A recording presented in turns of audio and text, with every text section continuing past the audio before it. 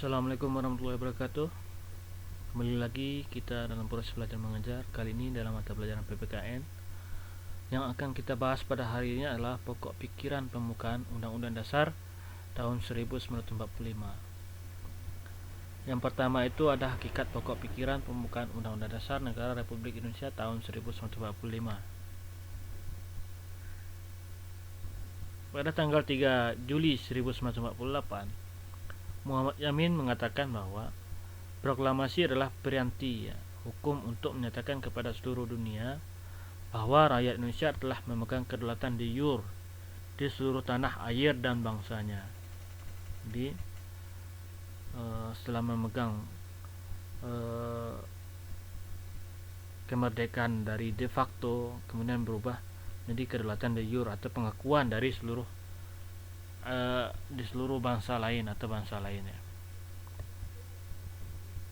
Selain itu, dia juga mengatakan bahwa penyempurnaan selanjutnya adalah fakto. De facto itu dengan perjuangan dan perbuatan nyata sebagai dampak dan pernyataan ketiga pembukaan Undang-Undang Dasar Negara Republik Indonesia tahun 1945.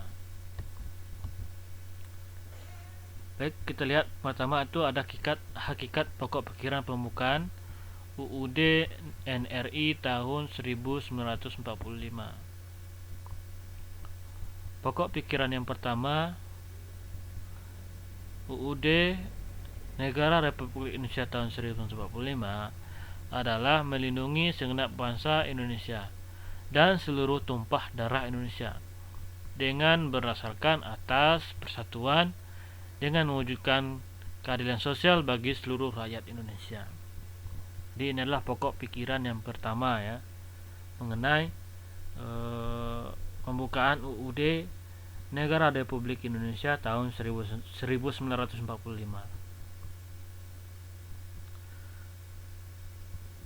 Jadi adapun pokok pikiran yang pertama ini terdapat kaitan dengan konsep negara persatuan. Dapat dilihat dan dirasakan bahwa negara dan tiap warga negara Indonesia menghendaki persatuan dan kewajiban untuk mengutamakan kepentingan negara di atas kepentingan pribadi atau kelompok. Ini contoh UUD Negara Republik Indonesia tahun 1945 yang merupakan penjelmaan dari sila yang ketiga Kenapa dikatakan penjelmaan dari sila yang ketiga?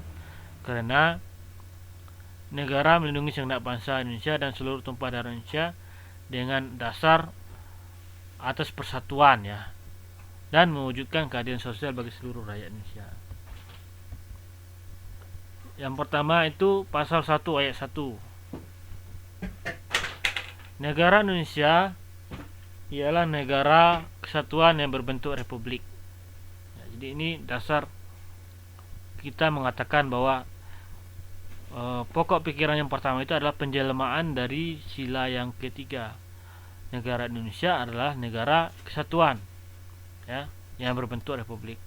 Kemudian yang kedua, pasal 18 ayat 1. Negara Kesatuan Republik Indonesia dibagi atas daerah-daerah provinsi dan daerah-daerah provinsi itu dibagi atas kabupaten dan kota. Yang tiap-tiap provinsi, kabupaten dan kota itu mempunyai pemerintahan daerah yang diatur dengan undang-undang. Jadi di mana penjelmaan dari sila yang ketiga itu kesatuan Sama dengan pasal 1 ayat 1 juga ada negara ialah negara kesatuan. Artinya kita selalu mengutamakan persatuan. Kemudian yang ketiga itu ada pasal 27 ayat 3. Setiap warga berhak dan wajib ikut serta dalam usaha pertahanan dan keamanan negara. Kemudian pasal 30 ayat 1. Tiap-tiap warga negara berhak dan wajib ikut serta dalam usaha pertahanan dan keamanan negara. Jadi kita wajib walaupun kita bukan pertahanan negara baik TNI maupun polisi, tetapi setiap warga negara berhak dan wajib dalam usaha pertahanan dan keamanan. Artinya kita selalu ingin adanya persatuan dan kesatuan Dan pasal 30 ayat 3, Tentara Nasional yang terdiri dari Angkatan Darat, Angkatan Laut, dan Angkatan Udara sebagai alat negara bertugas sebagai mempertahankan negara, melindungi dan memelihara keutuhan dan kedaulatan. Oke, kita lanjut pokok pikiran yang kedua. Pokok pikiran yang kedua, pembukaan UUD Negara Republik Indonesia tahun 1945 adalah negara hendak mewujudkan keadilan sosial bagi seluruh rakyat Indonesia. Dengan demikian, sejak Negara Kesatuan Republik Indonesia terbentuk, telah ada suatu tujuan, yaitu negara berusaha mewujudkan keadilan sosial bagi seluruh rakyat Indonesia. Jadi pokok pikiran yang kelima ini merupakan penjabaran dari sila yang kelima Pancasila, yaitu keadilan sosial bagi seluruh rakyat Indonesia.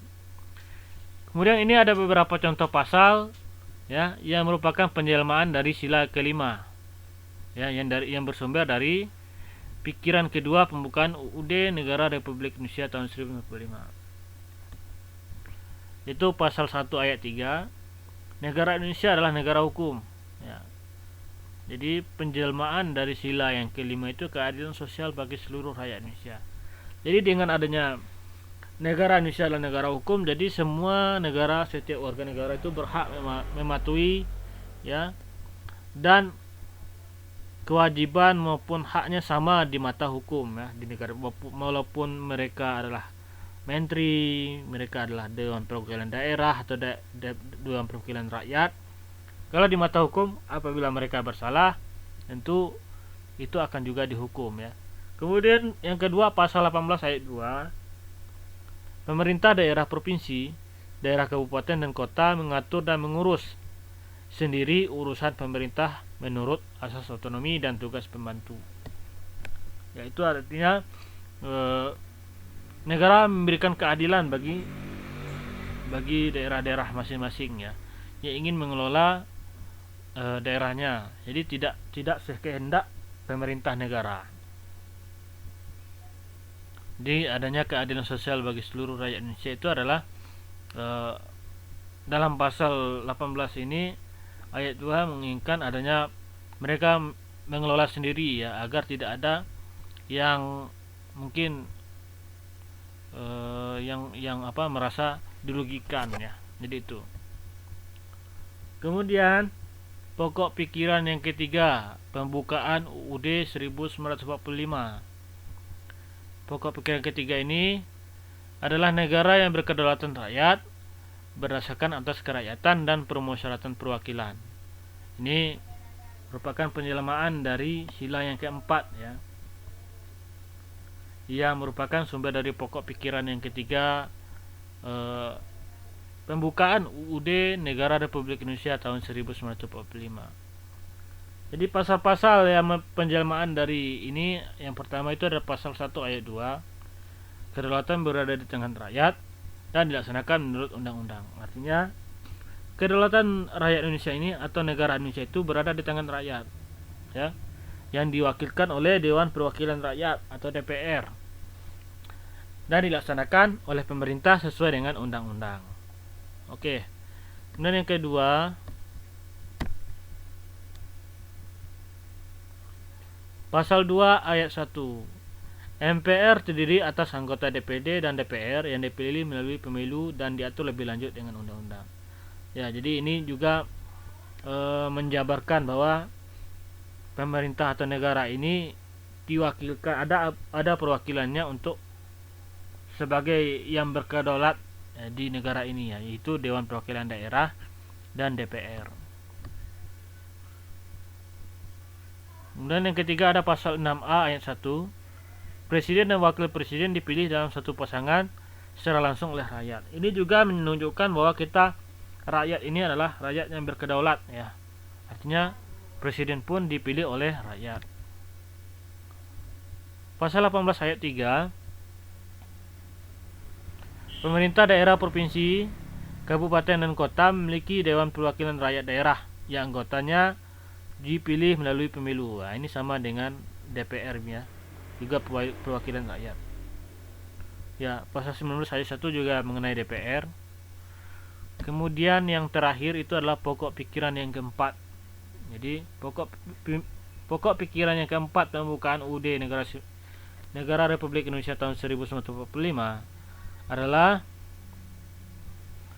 negara berdasarkan ketuhanan yang Maha Esa menurut dasar kemanusiaan yang adil dan beradab. Ya.